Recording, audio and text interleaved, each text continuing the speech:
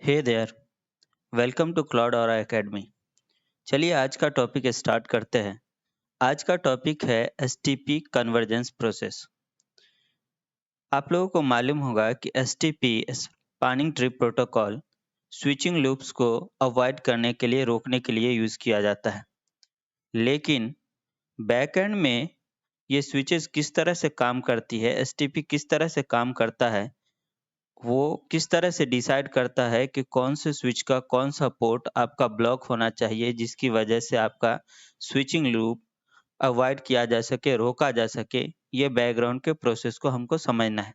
तो हमारा जो टॉपिक है वो है आज का STP convergence process. Convergence process.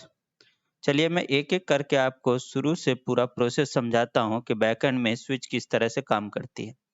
इसके लिए मैंने यहाँ पे 3 स्विचेज़ लिए हैं। स्विच 1, 2 और 3 तीनों स्विचेस को मैं एक दूसरे के साथ जोड़ देता हूँ। स्विच 1 का E0/0 को स्विच 2 के E0/0 के साथ कनेक्ट किया।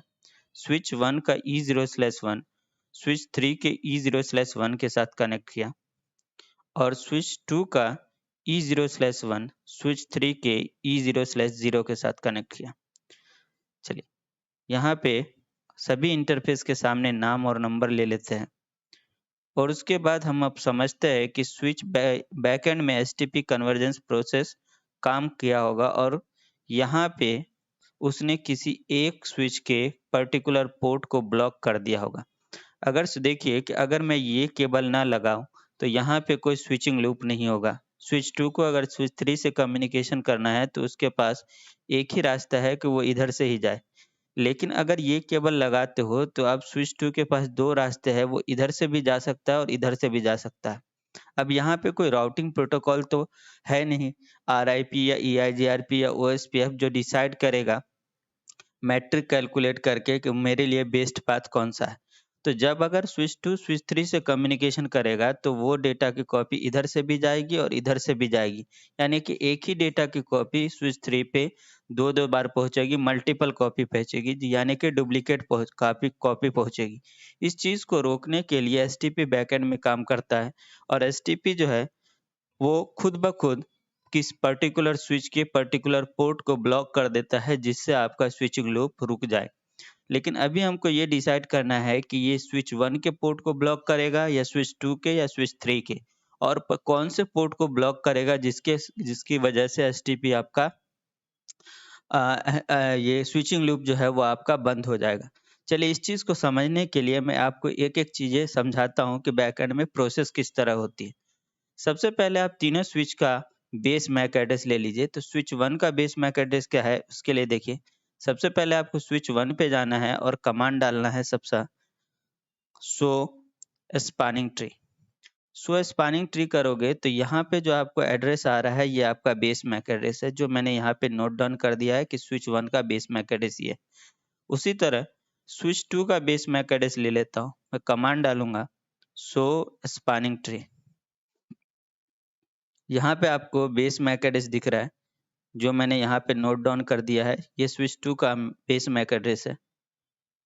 1 मिनट सॉरी ये जो बेस मैक एड्रेस है वो आपका स्विच 2 का बेस मैक एड्रेस है, जो मैंने यहाँ पे नोट डाउन कर दिया है। और इसी तरह स्विच 3 का हम चेक करेंगे। स्विच 3 का चेक करेंगे, कमांड डालेंगे शो स्पैनिंग ट्री। तो यहाँ पे जो आपको बेस मैक एड्रेस दिख रहा है वो आपका स्विच 3 का बेस मैक एड्रेस है, जो मैंने यहाँ पे नोट डाउन कर लिया। अब इन सभी के अंदर सबसे पहला काम जो होता है वो होता है रूट ब्रिज इलेक्शन। इन तीनों स्विचेस के अंदर सबसे पहला इलेक्शन होगा कि कौन सी स्विच जो है वो रूट ब्रिज बनेगी। रूट ब्रिज बनने के लिए 2 शर्तें हैं। सबसे पहली शर्त ये है कि कौन सी स्विच का एसटीपी प्रायोरिटी सबसे कम है। सबसे पहले चेक किया जाता है minimum STP priority. By default हर एक स्विच की प्रायोरिटी जो होती है, बाय डिफ़ॉल्ट एसटीपी प्रायोरिटी होती है आपकी, बाय डिफ़ॉल्ट आपकी प्रायोरिटी होती है 32768। तो अगर आपने किसी स्विच के ऊपर भी प्रायोरिटी चेंज नहीं की है, तो इसकी भी प्रायोरिटी आपकी एसटीपी प्रायोरिटी जो होगी वो 32768 होगी, स्विच 1 की भी। उसी तरह आपकी स्विच 2 जो है उसकी भी प्रायोरिटी 3 टू 7 6 8 होगी और स्विच 3 जो है उसकी भी प्रायोरिटी 3 टू 7 6 8 होगी। तो यहाँ पे हर एक स्विच जो है उसकी एसटीपी प्रायोरिटी सेम है। तो जब आपकी एसटीपी प्रायोरिटी सभी स्विच की सेम हो, अच्छा ये एसटीपी प्रायोरिटी जो होती है वो 16 बिट की होती है। तो ये बाय डिफ़ॉल्ट 3 टू 7 6 8 है। अगर आपने किसी स्विच पे चेंज नहीं किया है तो बाय डिफ़ॉल्ट आपकी एसटीपी प्रायोरिटी 3 टू 7 6 8 होगी। तो अगर सभी स्विच के ऊपर एसटीपी प्रायोरिटी सेम है, तो दूसरी चीज़ें चेक की जाती है, वो है मिनिमम बेस मैक एड्रेस। जिस स्विच का बेस मैक एड्रेस सबसे कम होगा, वो स्विच आपके रूट ब्रिज बन जाएगी। अब रूट ब्रिज बनने के क्या फ़ायदे हैं, वो मैं आगे समझाता हूँ। लेकिन अगर आप देखोगे तो यहाँ पे स्विच 1 का बेस मैक एड्रेस ये है, स्विच 2 का ये है और स्विच 3 का ये है। तो सबसे कम जो है वो स्विच 1 का है, इसका मतलब ये हुआ कि स्विच 1 जो है वो आपकी रूट ब्रिज बन जाएगी। तो हमारे सिचुएशन में अभी रूट ब्रिज जो बन गई वो आपकी स्विच 1 बन गई। ये जो बेस मैक एड्रेस होता है आपका, ये 48 बिट का होता है। तो आपकी एसटीपी प्रायोरिटी 16 बिट की होती है और बेस मैक एड्रेस जो होता है वो आपका 48 बिट का होता है। तो प्रायोरिटी सबकी सेम थी, बेस मैक एड्रेस सबसे कम आपका स्विच 1 का था, तो रूट ब्रिज आपका स्विच 1 बन गया। अब समझिए दूसरी चीज़ क्या होती है, एक होता है आपका ब्रिज आईडी। अब ये ब्रिज आईडी क्या होता है? ब्रिज आईडी 2 चीज़ों से मिलके बना होता है, STP priority plus base MAC address. ये 2 चीज़ों से मिलके बना होता है आपका ब्रिज आईडी। तो आपको बताया गया है कि एसटीपी प्रायोरिटी जो होती है वो 16 बिट की होती है और बेस मैक एड्रेस जो होता है वो 48 बिट का होता है। इसका मतलब ये हुआ कि आपकी ब्रिज आईडी जो होगी 48 प्लस 60, इसका मतलब ब्रिज आईडी होगी आपकी 64 बिट की। इसका मतलब ये हुआ कि जिस स्विच की ब्रिज आईडी सबसे कम होगी, वो स्विच जो है वो आपका रूट ब्रिज बनेगा। तो आप इस तरह से लिख सकते हो कि switch which has minimum bridge ID elected as root bridge. जिस स्विच की ब्रिज आईडी सबसे कम होगी वो स्विच जो होगा वो आपका रूट ब्रिज बनेगा। तो सबसे पहले चेक किया जाता है प्रायोरिटी। अगर प्रायोरिटी सेम होगी तो चेक किया जाता है कि आपका का बेस मैक एड्रेस किसका कम है। जिस कभी भी किसी भी स्विच का बेस मैक एड्रेस सेम नहीं होता, तो जिसका सबसे कम होगा वो स्विच आपकी रूट ब्रिज बन जाएगी। तो हमारे सिचुएशन में अभी स्विच 1 जो है वो आपकी रूट ब्रिज बन गई। नेक्स्ट समझिए बीपीडीयू क्या होता है। बीपीडीयू का मतलब होता है bridge protocol data unit. Bridge protocol data unit क्या होता है, जिसे हम also called STP hello message, STP hello message. जब एक दो सभी स्विचेस के बीच में जब रूट ब्रिज का इलेक्शन होता है तो सभी स्विचेस एक दूसरे के बीच में बीपीडीयू एक्सचेंज करती है, यानी कि हेलो मैसेज एक्सचेंज करती है। और जिसका बीपीडीयू सबसे कम होता है वो आपका क्या कहलाएगा, रूट ब्रिज कहलाएगा। इसका मतलब बीपीडीयू के अंदर भी बैकएंड में आपकी STP priority plus base MAC address ही जाता है और जिसका ये चीज़ें सबसे कम होगा, बीपीडीयू सबसे कम होगा, वो आपकी रूट ब्रिज बन जाएगी। बाय डिफ़ॉल्ट ये एसटीपी हेलो मैसेज जो होता है, default STP hello message time जो होता है वो आपका 2 सेकंड के अंदर 2 सेकंड होता है। यानी एक स्विच जो है वो दूसरे स्विच को हर 2 सेकंड में आपका एसटीपी हेलो मैसेज सेंड करती है। चलिए आगे समझते हैं। पहला हमारा था रूट ब्रिज इलेक्शन, जो आपका क्लियर हो गया होगा कि हमारी स्विच 1 जो है वो आपकी रूट ब्रिज बन चुकी है। अब दूसरा देखना डिसाइड करना है आपको पोर्ट स्टेटस। ये सभी चीज़ें ऑटोमेटिक होती है, हमको कुछ करना नहीं पड़ता है। लेकिन ये कैसे होता है वो मैं आपको समझा रहा हूँ। डिसाइड होता है पोर्ट स्टेटस, या तो आपका स्विच का पोर्ट जो है या तो आपका फॉरवर्डिंग स्टेट में होगा या तो आपका ब्लॉकिंग स्टेट में होगा। अब कौन सा पोर्ट आपका फॉरवर्डिंग स्टेट में जाएगा और कौन सा ब्लॉकिंग स्टेट में जाएगा। सबसे पहले ये एक बात समझ लीजिए कि जो आपकी रूट पोर्ट होता है उसका हर पोर्ट बाय डिफ़ॉल्ट आपका फॉरवर्डिंग स्टेट में होता है। तो रूट ब्रिज के हर पोर्ट जो होते हैं वो बाय डिफ़ॉल्ट आपके फॉरवर्डिंग स्टेट में होते हैं। इसका मतलब ये पोर्ट भी आपका फॉरवर्डिंग स्टेट में है और आपका ये पोर्ट जो है, ये रूट ब्रिज का ये पोर्ट भी आपकी फॉरवर्डिंग स्टेट में है। तो यानी कि रूट ब्रिज के जितने भी पोर्ट होंगे वो बाय डिफ़ॉल्ट आपके फॉरवर्डिंग स्टेट में होंगे। तो मैंने दोनों पोर्ट के सामने फॉरवर्डिंग स्टेट लिख दिया, F लिख दिया। अब दूसरी चीज़ें चेक होती है आपकी कि आपके स्विच के अंदर रूट पोर्ट कौन-सा बनेगा। पहला क्या चेक होगा दूसरे के अंदर, पहला ये चेक होगा, डिसाइड होगा कि रूट पोर्ट कौन बनेगा। रूट पोर्ट यानी कि आरपी। आरपी जो है वो हमेशा ऑलवेज रिसीव बीपीडी, हमेशा बीपीडी वो रिसीव करता है, सेंड नहीं करता। अच्छा, दूसरी चीज़ कि आरपी कभी भी 1 पर नॉन रूट ब्रिज होता है। पन रूट 1 पर नॉन रूट ब्रिज का मतलब है कि कभी भी आपको आरपी जो है वो आपको रूट ब्रिज के ऊपर नहीं दिखाई देगा। इसका मतलब ये है कि कभी भी आरपी जो होगा वो नॉन रूट ब्रिज वाली स्विच, यानी कि ये आपकी रूट ब्रिज है तो ये दोनों जो है वो नॉन रूट ब्रिज कहलाएगी। तो इन दोनों स्विच के ऊपर आपको आरपी नजर आएगा और वो भी कितना, एक ही, 1 पर नॉन रूट ब्रिज। भले आपकी ये स्विच जो है वो 24 पोर्ट की हो और ये स्विच आपकी 24 पोर्ट की हो, लेकिन 24 पोर्ट में से एक ही पोर्ट आपका आरपी बनेगा, दूसरे पोर्ट जो है वो दूसरे स्टेट में हो सकते हैं, वो डीपी हो सकता है।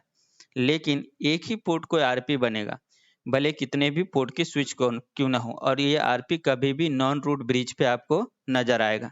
तो अभी हमको ये देखना है कि इस स्विच के ये पोर्ट आपका आरपी बनेगा या ये आरपी बनेगा। इस स्विच का ये पोर्ट आपका आरपी बनेगा या ये आरपी बनेगा। आरपी डिसाइड करने के लिए डिसाइड करना पड़ता है कि आपका पोर्ट कॉस्ट क्या होगा।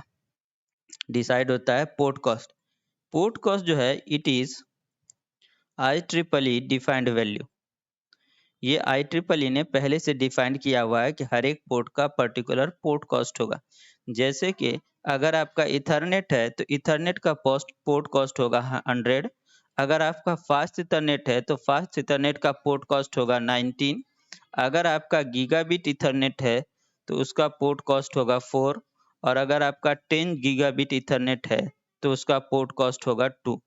ये पहले से IEEE ने डिफाइन कर रखा है कि कौन से पोर्ट का पोर्ट कॉस्ट क्या होगा। इथरनेट का 100 होता है, फास्ट इथरनेट का 19, गीगाबिट का 4 और 10 जी का भाई आपका 2 होता है। तो अब आपको रूट पोर्ट डिसाइड करने के लिए कैलकुलेट करना है आपको एडवर्टाइजिंग कॉस्ट और receiving cost from root bridge. Calculate कीजिए,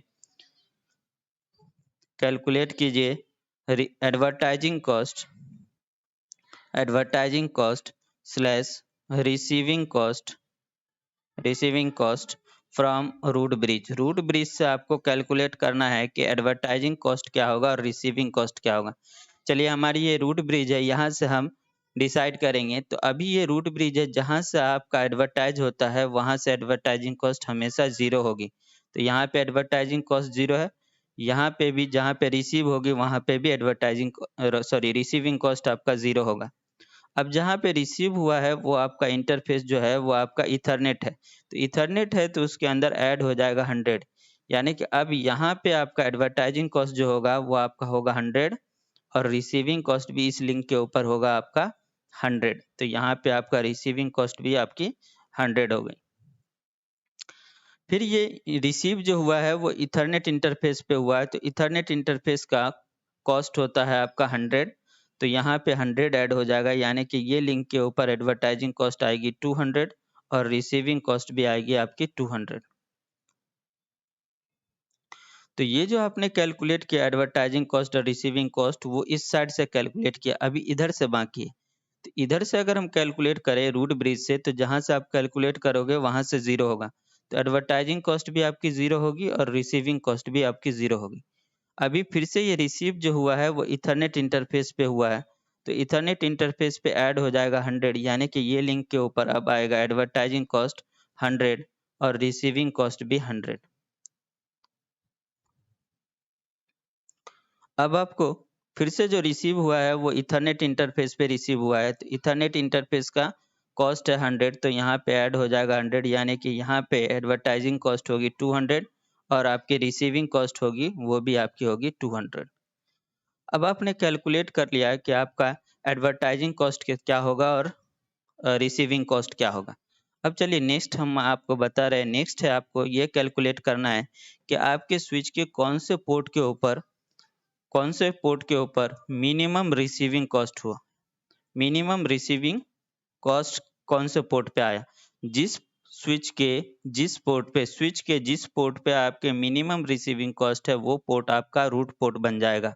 तो रूट पोर्ट के लिए पहला रूल है मिनिमम रिसीविंग कॉस्ट और वो भी नॉन रूट ब्रिज पे। तो अगर हम चेक करेंगे तो ये स्विच की बात करें तो ये स्विच के ये इंटरफेस पे हमको रिसीविंग कॉस्ट मिला है 0 और यहाँ पे रिसीविंग कॉस्ट मिला है 100 यानी कि ये पोर्ट जो है वो आपका बन जाएगा रूट पोर्ट फॉरवर्डिंग स्टेट में। उसी तरह अगर हम इस स्विच की बात करें क्योंकि एक स्विच के ऊपर एक ही आरपी होगा तो ये आपका इंटरफेस रूट पोर्ट बन चुका है।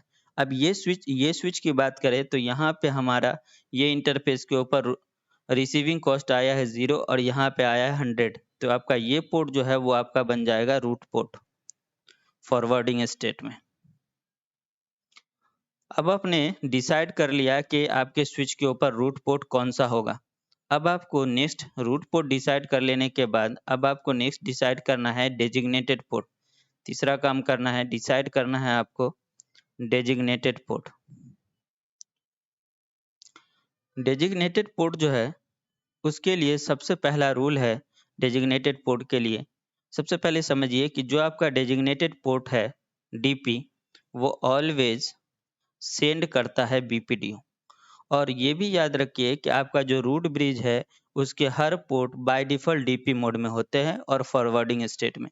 तो कितने भी पोर्ट की आपकी ये स्विच क्यों ना हो अगर अब वो रूट ब्रिज बनती है तो उसका हर पोर्ट आपका डीपी होगा और फॉरवर्डिंग स्टेट में होगा। तो देखिए ये भी कभी भी रूट ब्रिज का कोई भी पोर्ट आपका ब्लॉकिंग स्टेट में नहीं हो सकता। तो ये भी आपका डीपी हो गया और ये भी पोर्ट डीपी हो गया। आपके रूट ब्रिज के सभी पोर्ट जो होंगे वो बाय डिफ़ॉल्ट आपके डेजिग्नेटेड पोर्ट होंगे। दूसरे जो नॉन रूट ब्रिज है उसके ऊपर मल्टीपल डीपी हो सकते हैं लेकिन आरपी कभी भी एक ही होगा। तो डीपी के लिए जो रूल है वो रूल है पहला मिनिमम एडवर्टाइजिंग कॉस्ट। आपके स्विच के जिस इंटरफेस पे सॉरी मिनिमम एडवर्टाइजिंग कॉस्ट जिस आपके स्विच के जिस पोर्ट पे एडवर्टाइजिंग कॉस्ट सबसे कम आ रहा है वो पोर्ट आपका बन जाएगा डीपी। तो अगर हम बात करेंगे इसकी इस स्विच की तो हम ये लिंक की अब बात नहीं करेंगे क्योंकि ये लिंक ऑलरेडी आरपी बन चुका है। अगर इसकी बात करेंगे तो यहाँ पे देखिए इस लिंक की बात करेंगे तो यहाँ पे एडवर्टाइजिंग कॉस्ट 100 है, यहाँ पे भी एडवर्टाइजिंग कॉस्ट 100 है। दोनों तरफ एडवर्टाइजिंग कॉस्ट अभी सेम है। तो जब आपका दोनों तरफ एडवर्टाइजिंग कॉस्ट सेम हो तब फिर आपको दूसरा रूल देखना है और दूसरा रूल क्या है। पहला रूल में ये बता रहा है कि दोनों तरफ एडवर्टाइजिंग कॉस्ट सेम है। ये लिंक के ऊपर देखिएगा यहाँ पे भी एडवर्टाइजिंग कॉस्ट 100 है और यहाँ पे भी एडवर्टाइजिंग कॉस्ट 100 है। तो दूसरा रूल है मिनिमम डीपी के लिए दूसरा rule minimum advertising bridge ID. जिस स्विच की ब्रिज आईडी सबसे कम होगी उसका पोर्ट जो है वो आपका बनेगा डीपी। तो अगर हम ब्रिज आईडी के हम मैंने पहले ही आपको बताया कि STP priority plus base MAC address STP priority plus base MAC address ये दोनों मिला के आपकी ब्रिज आईडी बनती है। तो अगर मैं देखूँ तो ये स्विच जो है इसकी प्रायोरिटी तो दोनों की सेम है लेकिन बेस मैक एड्रेस इसका कम है। इसका मतलब ये हुआ कि ब्रिज आईडी इसकी कम है। तो जिसकी ब्रिज आईडी कम होगी वो आपका बन जाएगा डीपी यानी कि ये पोर्ट जो है वो आपका बन जाएगा डीपी फॉरवर्डिंग स्टेट में। अब आपको बताया गया है कि जो डीपी होता है वो कभी भी आपका बीपीडीयू सेंड करता है। तो देखिए ये डीपी है तो यहाँ पे आरपी है, ये सेंड करेगा ये रिसीव करेगा। उसी तरह यहाँ पे डीपी है ये आरपी है, ये सेंड करेगा तो ये रिसीव करेगा। अब ये आपका इंटरफेस जो बना ये लिंक के ऊपर ये इंटरफेस जो बना वो आपका डीपी है। अब ये डीपी के सामने मैं आरपी कर नहीं सकता क्योंकि आपको बताया गया है कि एक स्विच के ऊपर आरपी एक ही आरपी हो सकता है। आरपी ऑलरेडी ये बन चुका है तो दूसरा आरपी हो नहीं सकता। दूसरा आप डीपी के सामने डीपी कर नहीं सकते क्योंकि ये भी सेंड करेगा ये भी सेंड करेगा ऐसा नहीं हो सकता। इसका मतलब ये पोर्ट जो है वो अब चला जाएगा अल्टरनेट ब्लॉक मोड में। और ये काम जो है वो स्विच खुद डिसाइड करता है इसका मतलब ये हुआ कि ये स्विच 3 का ये जो इंटरफ़ेस है E0/0 वो अल्टरनेट ब्लॉक मोड में चला जाएगा। यानी कि ये इंटरफ़ेस काम नहीं करेगा, इसका मतलब ये लिंक आपकी काम नहीं करेगी, तो बैकएंड में स्विचिंग लूप जो हो रहा था वो ऑटोमैटिक आपका बंद हो जाएगा। तो ये आपको क्लियर हो गया होगा कि एसटीपी बैकएंड में किस तरह से काम करता है। चलिए हम वेरीफाई कर लेते हैं। सबसे पहले हम स्विच 1 पे जाएँगे और स्विच 1 पे कमांड डालेंगे शो स्पैनिंग ट्री। इसको वेरीफाई कर लेते हैं जितनी चीज़ें मैंने आपको बताई कि एसटीपी किस तरह से काम करता है, किस तरह से उसने डिफ़ाइन किया कि कौन-सा पोर्ट आरपी बनेगा और कौन-सा पोर्ट आपका डीपी बनेगा और कौन-सा पोर्ट आपका ब्लॉकिंग मोड में चला जाएगा। तो ये लिंक आपकी बैकएंड में जो है वो आपकी काम नहीं कर रही होगी, सिर्फ़ ये रास्ता काम कर रहा होगा तो आपका स्विचिंग लूप बंद होगा। अब चेक कीजिए स्विच 1 पे कमांड डालिएगा शो स्पैनिंग ट्री। सबसे पहले देखिए शो स्पैनिंग ट्री के अंदर कि आपका जो प्रायोरिटी दिख रहा है वो 32769 दिख रहा है। बाय डिफ़ॉल्ट आपकी प्रायोरिटी 32768 होती है, लेकिन आप विलेन 1 के लिए चेक कर रहे हो और बाय डिफ़ॉल्ट आपके स्विच के ऊपर विलेन 1 बना हुआ होता है, इसलिए आपको प्रायोरिटी 32769 दिख रही है। यहाँ पे आपको 2 आईडी दिख रही है, एक रूट आईडी और एक ब्रिज आईडी। ब्रिज आईडी जो है वो आपकी इन्फॉर्मेशन है और रूट आईडी जो होती है वो रूट ब्रिज की इन्फॉर्मेशन है। लेकिन अभी आप स्विच 1 के लिए चेक कर रहे हो तो स्विच 1 ही रूट ब्रिज है, तो आपको रूट आईडी और ब्रिज आईडी दोनों में सेम इन्फॉर्मेशन दिख रही है। प्रायोरिटी दिख रही है, बेस मैक एड्रेस दिख रहा है और ये बता रहा है कि ये स्विच जो है वो आपकी रूट ब्रिज है। और देखिए एसटीपी हेलो टाइमर जो है वो 2 सेकंड दिख रहा है। ब्रिज आईडी मतलब स्विच की इन्फॉर्मेशन, खुद की इन्फॉर्मेशन और रूट आईडी मतलब रूट ब्रिज की इन्फॉर्मेशन। अभी के लिए ये दोनों सेम है क्योंकि यही स्विच जो है वो आपकी रूट ब्रिज है। तो यहाँ देखिए प्रायोरिटी 32769, एड्रेस यानी बेस मैक एड्रेस दिखाई दे रहा है, एसटीपी हेलो टाइम दिख रहा है 2 सेकंड का। लेकिन इसके सभी पोर्ट स्टेटस को आप देखिएगा तो इसका हर पोर्ट जो है वो आपको डेजिग्नेटेड पोर्ट नज़र आ रहा है, डीपी नज़र आ रहा है फॉरवर्डिंग स्टेट में, क्योंकि ये रूट ब्रिज है और आपको बताया गया है कि रूट ब्रिज के हर पोर्ट जो होंगे वो बाय डिफ़ॉल्ट डीपी होंगे। और यहाँ पे आपको यहाँ पे कॉस्ट नज़र आ रहा है, तो ये स्विच के सभी पोर्ट जो है वो ईथरनेट पोर्ट है, तो ईथरनेट का कॉस्ट बाय डिफ़ॉल्ट 100 आता है।